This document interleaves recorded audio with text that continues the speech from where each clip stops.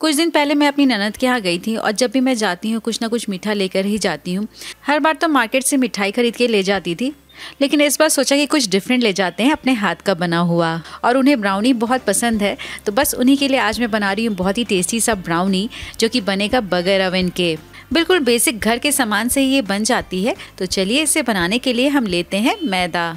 और मैं जब भी बेकिंग करती हूँ तो हमेशा मेजरिंग कप और स्पून का ही इस्तेमाल करती हूँ। तो यहाँ पे जो मैंने कप लिया है ये 200 ml वाला कप है और इसी से मैं पूरा ऊपर तक भर के इस तरीके से मैदा ले रही हूँ। कभी भी जब भी आप बेकिंग करें तो मैदा को पूरा ऊपर तक नहीं भरें, इस तरीके से लेवल करके ही यूज़ करना है, तभी परफेक्ट मेजरमेंट आता है। और अब इसे हमें छानना है, तो लेते हैं छलनी और इसमें हम डालते हैं मेजर किया हुआ मैदा। अगर आप ग्राम्स में देखें तो यहाँ पे लगभग 130 ग्राम्स मैदा है। साथ ही में इसमें हमें कोको पाउडर डालना है। तो यहाँ पे मैंने हर्शे वाला कोको पाउडर लिया है, कैडबरी वाला कोको पाउडर आता है वो भी आप ले सकते हैं और कोको पाउडर मार्केट में इजीली अवेलेबल है। तो यहाँ पे कोको पाउडर को भी हमें बिल्कुल मेजर करके ही लेना है। तो यहाँ पे मैंने मेजरमेंट के लिए हाफ कप लिया है और इसमें हम कोको पाउडर पूरा ऊपर तक इस तरीके से भर के लेवल कर लेंगे। तो कोको पाउडर को भी बिल्कुल मैदा की तरह अच्छे से लेवल करने के बाद ही यूज़ करेंगे। और इस कोको पाउडर को भी अब हमें छानना है, तो सेम छलनी में हम डाल देते हैं। अगर ग्राम्स में देखें तो यहाँ पे लगभग 50 ग्राम कोको पाउडर है। और अब इसमें डालना है बेकिंग पाउडर। तो यहाँ पे कप के साथ स्पून भी मिलता है, तो लगभग आधा चम्मच जो है हम इस तरीके से लेवल करके बेकिंग पाउडर भी ले रहे हैं और इसे भी हम सेम छलनी में डाल देते हैं। और बेकिंग पाउडर डालने के बाद इसमें हम डालेंगे थोड़ा सा कॉफ़ी पाउडर। कॉफ़ी पाउडर भी मैंने लगभग आधा चम्मच ही ऐड किया है और साथ ही में हम चुटकी भर इसमें नमक डालेंगे, जो कि स्वीटनेस को बैलेंस करता है। बहुत ज़्यादा नमक नहीं ऐड करना है। और सभी चीज़ों को अब हम बिल्कुल अच्छे से छान लेते हैं। यहाँ पे कॉफ़ी पाउडर की क्वांटिटी कोई फिक्स नहीं है, आपको जितना स्ट्रॉन्ग फ्लेवर पसंद है उस हिसाब से यहाँ पे कॉफ़ी पाउडर की क्वांटिटी को घटा बढ़ा सकते हैं। और अगर आपको कॉफ़ी फ्लेवर नहीं पसंद है तो स्किप कर सकते हैं, बट मुझे तो बहुत अच्छा लगता है। सभी ड्राई इंग्रेडिएंट्स को छानना एक बार बहुत ज़रूरी होता है, जिससे कि हमारी ब्राउनी तो लाइट बनेगी ही, साथ में इसमें जो गुठलियाँ होंगी ना वो भी ख़त्म हो जाएंगी। तो यहाँ पे सभी को छानने के बाद इसे एक बार अच्छे से मिक्स भी कर लेते हैं। बेकिंग के लिए जो मैंने कप्स इस्तेमाल किए हैं उसका लिंक मैंने डिस्क्रिप्शन बॉक्स में दे दिया है। वैसे तो मैंने यहाँ पे ग्राम्स में भी आपको मेजरमेंट बता दिया है। तो बस यहाँ पे ड्राई मिक्सचर को अच्छे से मिक्स करने के बाद अब हम सभी वेट इंग्रेडिएंट्स को भी मिक्स करते हैं। तो यहाँ पे हमें लेना है बटर। तो यहाँ पे लगभग हमें 100 ग्राम्स बटर लेना है, क्योंकि मेरे पास बटर का 500 ग्राम वाला पैक है, तो मैं इस तरीके से कट करके मेजर कर रही हूँ। लेकिन अगर आपको परफेक्ट मेजरमेंट चाहिए तो 100 ग्राम्स के जो पैक आते हैं बटर के, बस वो सिंपली ले लीजिए, आपको मेजर करने की ज़रूरत नहीं होगी। और बस इसे हम माइक्रोवेव में मेल्ट कर लेते हैं। अगर माइक्रोवेव नहीं है तो आप इसे गैस के ऊपर भी रखकर हल्का सा मेल्ट कर सकते हैं।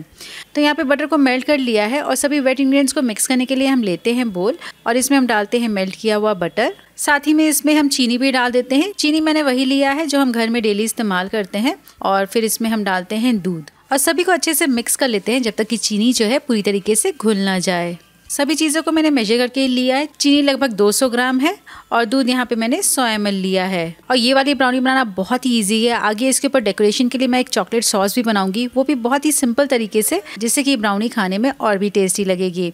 और आप चाहें तो ब्राउनी को अपने फैमिली और फ्रेंड्स में गिफ्ट भी कर सकते हैं। कैसे इसे गिफ्ट करना है ये भी मैं आपको दिखाऊंगी। तो यहाँ पे मिक्स करते हुए चीनी बिल्कुल अच्छे से घुल गई है, तो इसी समय इसमें हम ड्राई मिक्सचर डाल देते हैं और इसे भी डालकर हम बिल्कुल अच्छे से मिक्स करेंगे। मैं यहाँ पे मिक्स करने के लिए विस्क का इस्तेमाल कर रही हूँ, आप चाहें तो इसे स्पून से भी मिक्स कर सकते हैं। और बस हमें इसे बहुत ज़्यादा नहीं मिक्स करना होता है, सिर्फ इतना ही मिक्स करेंगे जितने में इसकी गुठलियाँ ख़त्म हो जाएं।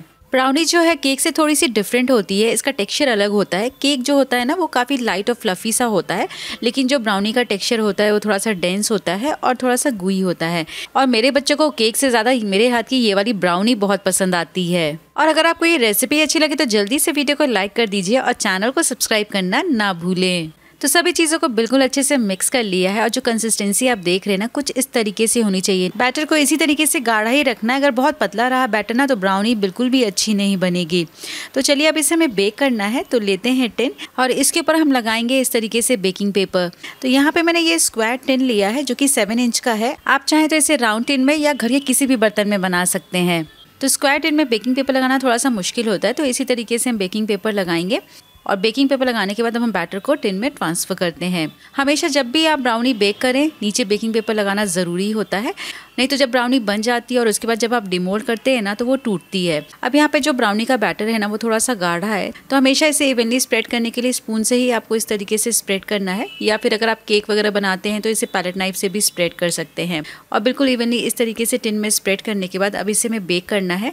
तो यहाँ पर मैंने लिया है पैन और अब इसमें हम डालते हैं नमक। नमक यहाँ पे मैंने कई बार इस्तेमाल किया है, इसलिए इसका कलर चेंज हो गया है। और बीच में हम रखते हैं एक रिंग, और साथ में हम यहाँ पे एक स्टैंड भी रख रहे हैं, और इसे कवर करके मीडियम हाई फ्लेम पर रखकर 4 से 5 मिनट के लिए गर्म होने देंगे। जैसे ही पैन यहाँ पे अच्छे से गर्म हो जाएगा, हम ढक्कन को खोलेंगे और बिल्कुल जेंटली पैन को हम रैक के ऊपर इस तरीके से रखेंगे और कवर करके इसे हम मीडियम लो फ्लेम पर रखकर लगभग 35 मिनट्स तक के लिए बेक कर लेते हैं। अगर आप इसे ओवन में बेक कर रहे हैं तो 180 डिग्री पर रखकर 35 मिनट्स के लिए बेक कर सकते हैं। और बस 35 मिनट्स हो गया है, और ये देखिए हमारी ब्राउनी जो है कितने अच्छे से फूल गई है। ऊपर से हाथ से इस तरीके से बिल्कुल जेंटली टच कर रहे हैं तो कच्चापन नहीं लग रहा है। वैसे हम इस तरीके से फोक को इंसर्ट करके भी देख लेते हैं तो फोक जो है बिल्कुल साफ निकला है। इसका मतलब है कि ब्राउनी अंदर तक बेक हो चुकी है। तो बस इसे हम पैन से बाहर निकालते हैं और लगभग 2 से 3 घंटे हम ठंडा होने के लिए रख देंगे। तो जब तक हमारी ब्राउनी ठंडी हो रही है तब तक चलिए एक चॉकलेट सॉस बना के रेडी करते हैं। तो यहाँ पे मैंने लिया है dark compound. Dark compound market में बहुत ही इजीली अवेलेबल है, लेकिन अगर आपको डार्क कंपाउंड नहीं मिल रहा है तो आप चाहें तो इसी सॉस को डेयरी मिल्क से भी बना सकते हैं। तो चलिए अब इसे हमें कुक करना है। तो पैन में डालते हैं लगभग 2 से 3 टेबलस्पून दूध, और जैसे ही दूध यहाँ पे बॉयल होने लगेगा इसमें हम डालते हैं चॉकलेट। और चॉकलेट को हमें यहाँ पे बिल्कुल लो फ्लेम पर रखकर कुक करना है। अगर हाई फ्लेम पर रखकर इसे कुक किया तो चॉकलेट जल जाती है और बहुत जल्दी बॉटम में स्टिक भी हो जाएगी। मैंने एक बार फ्लेम को बंद कर दिया है क्योंकि हीट बहुत ज़्यादा थी और दूध की गर्माहट से ही जो चॉकलेट है ना अच्छे से मेल्ट हो जाएगी। तो इसे आपको कंटिन्यूअस चलाते रहना है जब तक कि चॉकलेट जो है पूरी तरीके से मेल्ट ना हो जाए। बीच में मैंने फ्लेम को ऑन कर दिया था, बिल्कुल लो ही रखा है। तो यहाँ पे देखिए जो चॉकलेट है ना बिल्कुल अच्छे से मेल्ट हो गई है। तो हम फ्लेम को बंद करते हैं और अभी आपको यहाँ पे चॉकलेट जो है काफ़ी फ्लोई दिख रही है, लेकिन जैसे जैसे ये ठंडी होगी काफ़ी थिक भी हो जाएगी। तो इसे हम एक बोल में ट्रांसफ़र कर देते हैं। आइसक्रीम के ऊपर तो ये सॉस बहुत ही अमेजिंग लगता है। इसे आप कोल्ड कॉफ़ी के ऊपर भी गार्निशिंग में यूज़ कर सकते हैं, या फिर अगर आप चॉकलेट शेक बना रहे हैं तो वहाँ भी इसका इस्तेमाल कर सकते हैं। तो बस ये सॉस जो है ना बहुत ही थिक क्रीमी ग्लॉसी सी बन गई है।